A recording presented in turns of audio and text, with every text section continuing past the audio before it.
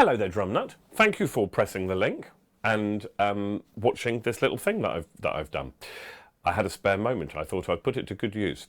So yesterday, very, very sad news of Andy Rourke. Now, probably none of you have heard, because you're too young, of Andy Rourke, but he was the bass player in a band called the Smiths. And the Smiths were a band that were around in the 80s. Some of you are very into 80s stuff, following probably Stranger Things on Netflix, or just because your parents or even grandparents, because we're that old. But I was only 13 when I first heard the Smiths. Yeah, it's that long ago. But the song that I want to have a look at, and the groove that I want to have a look at, comes from a song that has become this kind of this giant of a track, and it's often seen as not only the best Smiths song, but one of the best songs that's ever been written and recorded of all time. And that's not me just saying that, that's lots of people who are much cleverer than me and know much more. So I thought we'd have a look at it, because a tribute to Andy Rourke, who's the bass player in this amazing band, and also because next week is Drumometer Week, and the groove happens to use the single stroke roll as one of the key elements of the groove. It's also got a figure that's a very, very important rhythm called the Bo Diddley figure, the Bo Diddley rhythm. Now, Bo Diddley is a musician that's even older than Andy Rourke. 50s, 60s, he was an American guitarist, and he was very important in the move of music from blues to rock and roll. So he kind of influenced people who you may have heard of, like Elvis Presley, the Rolling Stones, you know, the people who are at the early days of kind of rock music as we know it today. So we're going to have a look at all those things. I'll try not to, I don't want to talk too much. I've done a chart, and I've got the track. Let me show you first of all the track. This is some very grainy footage from a performance from when the Smiths were actually, they weren't together for that long actually. They kind of fell out a little bit. But this is something that I just looking at YouTube at live performances of this song, and I found this, and the audio quality is really good on it. And you hear the Bo Diddley figure that I'm talking about, which is this.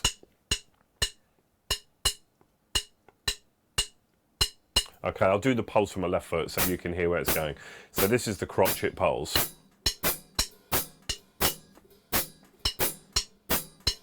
Okay.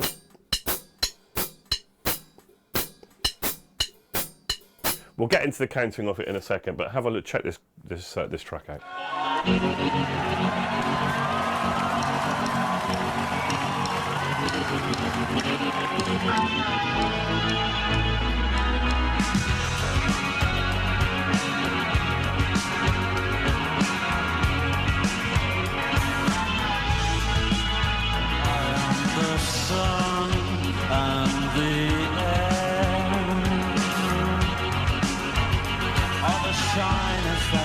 Criminally vulgar. I am the sun and air, or nothing in particular. You should shimmer. How can you say I go about things the wrong way? I am human and I need to be loved, just like everybody else does.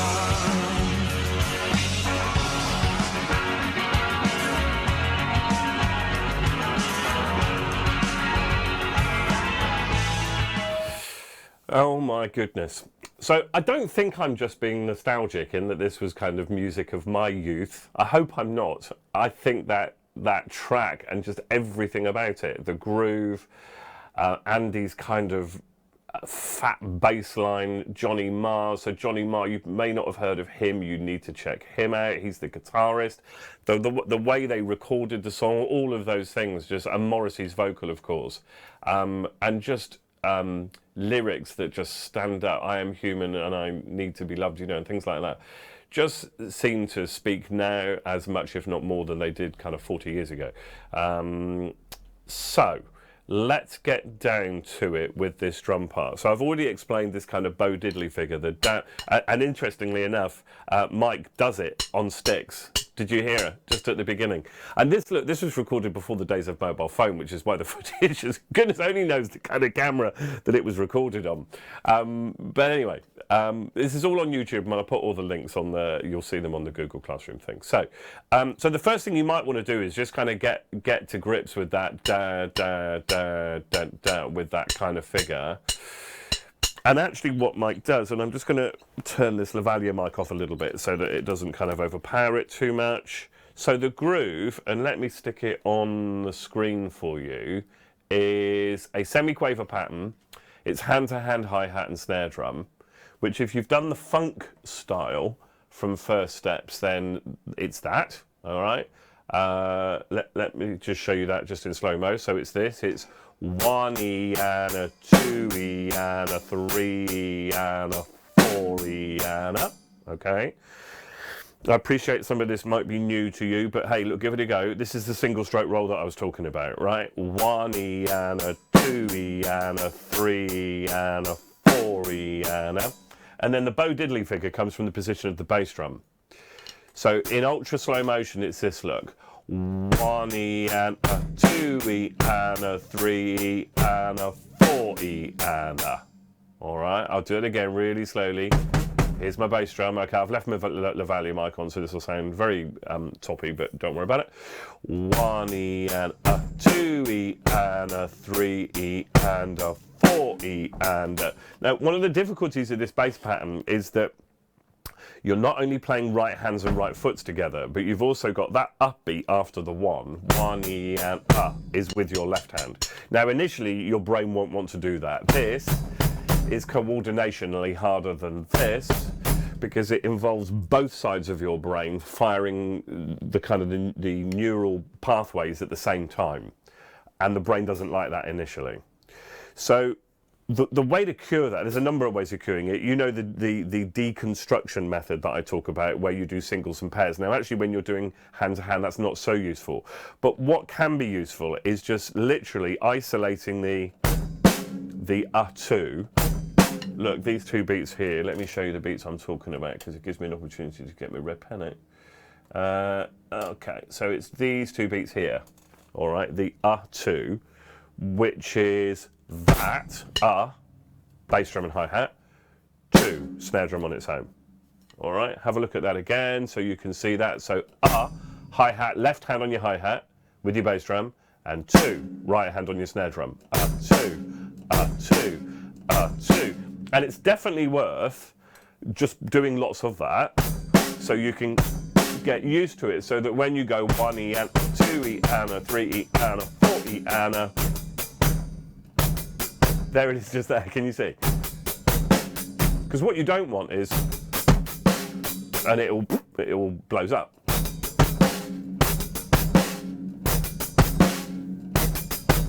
All right, you just got to make sure that that flows. Because like I say, if it doesn't flow, then the whole thing has a little bit of a bumpy road.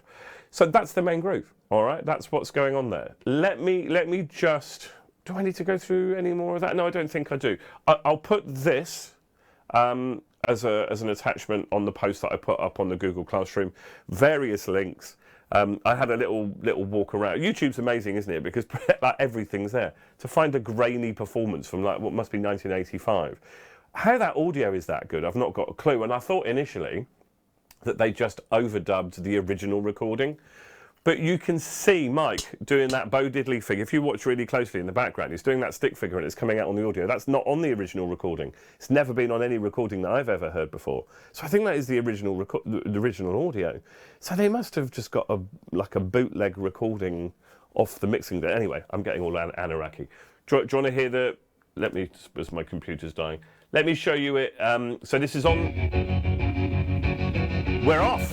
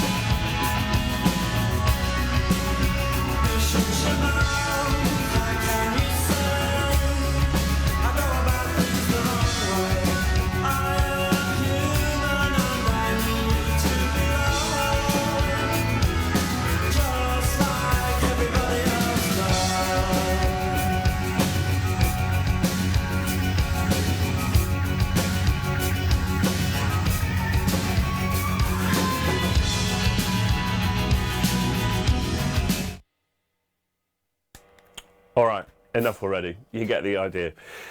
The other thing about it is it's a really like in the pocket. It's not fast. It's really steady. Part of that comes from the tremolo sound that Johnny Marr puts on his guitar, and I'll put up. There's a whole thing where Johnny himself is actually kind of explaining how it is that they got that, and he mentions Bo Diddley as well as being a real inspiration. And Andy's bass line, it's just he always did. And I say this about you as drummers: do the thing that's right for the song. Okay, don't use the skills that you've got just to look great or sound great or go, this is me. It's the best advice I can give you. You know, if you look back through all the kind of stories of why it is that people like, look at some of the tributes to Andy Rourke, you know, not only was he a decent human being and a really nice guy to work with, but musically, he did the right thing for the song. And as long as you continue to do that, you know, with your own bands and your own patterns, all is going to be good. So sad day today, but hopefully, you know, we can kind of pay tribute to the wonderful music of the Smiths and what Andy and his fellow bandmates did. I'll put all that stuff up on the Google Classroom, and have a lovely weekend. Single stroke rolls next week on Drumometer. Cheers, guys.